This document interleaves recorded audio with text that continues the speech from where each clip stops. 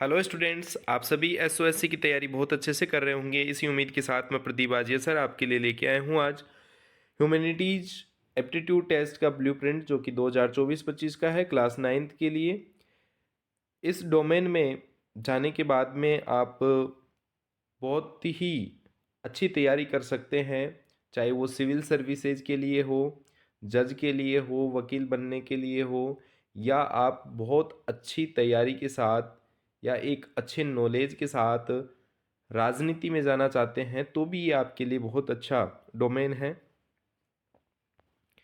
यहाँ पर admission process आपको बताई गई है। एडमिशन प्रोसेस जो है वो दे रखी है।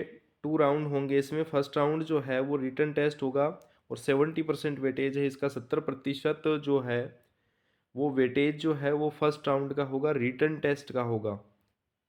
और सेकंड राउंड जो है वो ग्रुप डिस्कशन होगा और उसका 30% वेटेज है। तो यहाँ पर आप देखें, सबसे पहले हमें फर्स्ट राउंड को देखना है। फर्स्ट राउंड क्लियर होने के बाद में ही सेकंड राउंड के लिए हमें बुलाया जाएगा। तो आप ये ध्यान रखें कि अगर आपका फर्स्ट राउंड क्लियर है, रिटन टेस्ट आपका क्लियर है, तो आपको ग्रुप डिस्कशन के लिए बुलाया जाएगा। तो सबसे पहले आप फर्स्ट राउंड की तैयारी करें, रिटन टेस्ट की तैयारी करें। रिटन टेस्ट जो होगा वो आपका 3 घंटे का एग्ज़ाम होगा। 3 घंटे के एग्ज़ाम में जो है वो आपको नेगेटिव मार्किंग भी आएगी। वहाँ पर नेगेटिव मार्किंग का मतलब है 1/4 जो है वो माइनस मार्किंग होती है इसमें। अगर आपने जितने भी क्वेश्चन सही किए हैं और आपने अगर कोई 4 क्वेश्चन गलत कर दिए तो आपके जितने सही में से मार्क्स आए हैं उनमें से एक क्वेश्चन के मार्क्स आपके कम हो जाएंगे। ये माइनस जो नेगेटिव मार्किंग है, इसका मैंने एक वीडियो बना रखा है, उसका लिंक डिस्क्रिप्शन में दिया गया है। आप वहाँ से जाकर इसको डिटेल से समझ सकते हैं।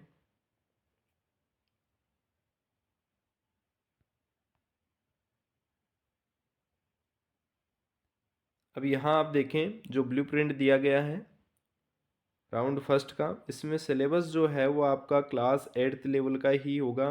ये सेक्शन आपको दिए गए हैं। Section A B C D 4 section है इसमें। टोटल नंबर ऑफ क्वेश्चंस हैं और टाइप ऑफ क्वेश्चंस हैं। सभी क्वेश्चंस आपके MCQ आएंगे, मल्टीपल चॉइस क्वेश्चन आएंगे। यहाँ आप देखें सेक्शन A में reading comprehension and language ability, English और हिंदी दोनों के आएंगे इसमें। किसी भी एक लैंग्वेज के 8 क्वेश्चन हो सकते हैं और दूसरे के 7 क्वेश्चन हो सकते हैं। इस प्रकार से टोटल 15 क्वेश्चन आपके होने हैं। ठीक है, तो इसमें आपको पैराग्राफ दिया जाएगा, एक गद्यांश आएगा और उसमें से क्वेश्चन पूछे जाएंगे। कुछ व्याकरण से संबंधित हो सकते हैं, कुछ उससे उसका निष्कर्ष पूछा जा सकता है, शीर्षक पूछा जा सकता है, कोई स्पेलिंग मिस्टेक हो सकती है, विराम चिन्ह वगैरह के हो सकते हैं, पंचुएशन के क्वेश्चन उसमें हो सकते हैं। तो आपको बहुत अच्छे से इसकी तैयारी करनी होगी। ग्रामर आपको बहुत अच्छे से आनी चाहिए, इंग्लिश की हो, व्याकरण हिंदी की हो, वो आपको बहुत अच्छे से आनी चाहिए। सेक्शन बी में चलते हैं। सेक्शन बी जो है वो लॉजिकल रीजनिंग है। पहले ये मेंटल एबिलिटी के नाम से आता था।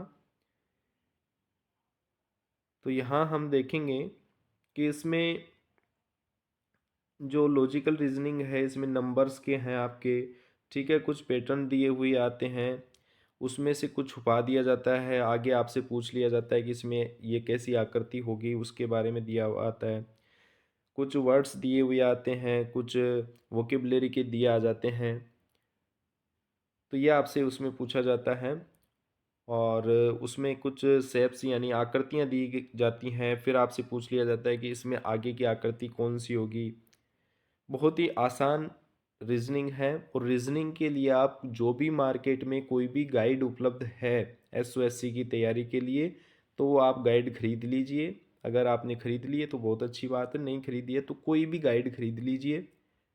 आप देखिए, आपको जो अच्छी समझ में आ रही है वो गाइड आप खरीद लीजिए और उससे रीजनिंग की तैयारी आप कीजिए। इसके भी 15 क्वेश्चन आएंगे, MCQ होंगे। कितने मार्क्स के होंगे ये अब की बार नहीं दिया हुआ है। पिछली बार यहाँ 15 मार्क्स के ही थे। ठीक है, सभी के 15-15 मार्क्स के थे। अब की बार ये नहीं दिया हुआ है। फिर चलते हैं सेक्शन सी में। सेक्शन सी जो है वो डाटा इंटरप्रिटेशन का है, इसमें ग्राफ वगैरह दिए हुए आते हैं। ग्राफ दे दिया आपको, किसी भी प्रकार के ग्राफ दे दिए, इसमें जनसंख्या का दे दिया कि इस साल में इतनी जनसंख्या थी, इसमें इतनी थी, उसमें से क्वेश्चन पूछ लिया कौन से में कम किस में ज़्यादा, ठीक है। या फिर दूसरे तरीके से पूछ लिया जाता है, इस प्रकार से ग्राफ दे दी जाती है और उसमें आपसे क्वेश्चन पूछ लिए जाते हैं। उसके अलावा इसमें मीन मीडियन मोड जो हैं इसके भी क्वेश्चन पूछे जाते हैं, तो यह भी आपको देख लेने हैं।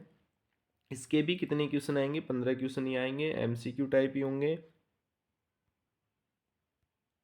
लास्ट में जो है सेक्शन डी, सेक्शन डी जो है वो डोमेन नॉलेज क्वेश्चन है। इसमें जो भी आपका डोमेन है ह्यूमैनिटीज़, इसके लिए जो क्वेश्चन हैं वही पूछे जाएंगे। लॉ एंड सोशल जस्टिस के पूछे जाएंगे आपसे इसमें। और पार्लियामेंट से संबंधित क्वेश्चन होंगे, पार्लियामेंट में यानी इलेक्शन से संबंधित जो भी क्वेश्चन है, पार्लियामेंट की आवश्यकता क्यों है, इलेक्शन में कब खड़े हो सकते हैं, कितनी आयु चाहिए, मतदान करने के लिए कितनी आयु की आवश्यकता होती है, संसद में कितने सदस्य होते हैं, जो भी चीज़ें हैं संसद से संबंधित। और वैश्वीकरण जो है भारत की इकोनॉमी में, उसके बारे में आता है। भूगोल से लिए गए हैं यहाँ पर आपका land, soil, water, natural vegetation, जो भी रिसोर्स वगैरह हैं ये आपके भूगोल से लिए गए हैं।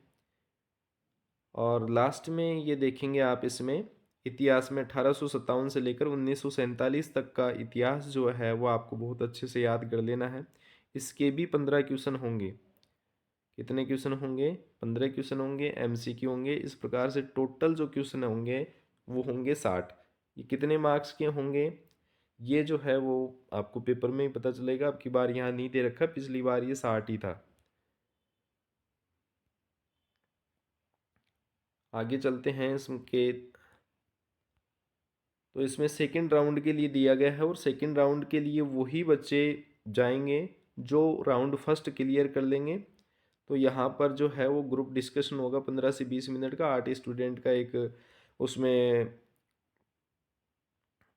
ग्रुप डिस्कशन होगा, ठीक है। इसके बारे में हम बाद में बात करेंगे, क्योंकि आपको पहले क्या करना है, फर्स्ट राउंड क्लियर करना है, टेस्ट जो रिटन टेस्ट है वो क्लियर करना है। उसके बाद में इसके बारे में बात करेंगे। जो भी बच्चे रिटन टेस्ट क्लियर कर लेते हैं, इसकी पीडीएफ आपको टेलीग्राम चैनल पे मिल जाएगी। टेलीग्राम चैनल का लिंक डिस्क्रिप्शन में दिया गया है, वहाँ जाके आप इसकी पीडीएफ डाउनलोड कर सकते हैं। आपको बहुत अच्छे से तैयारी करनी है, सारी बातें मैंने बता दी। फिर भी किसी प्रकार की अगर कोई दिक्कत है तो आप कमेंट बॉक्स में लिख सकते हैं। Thank you.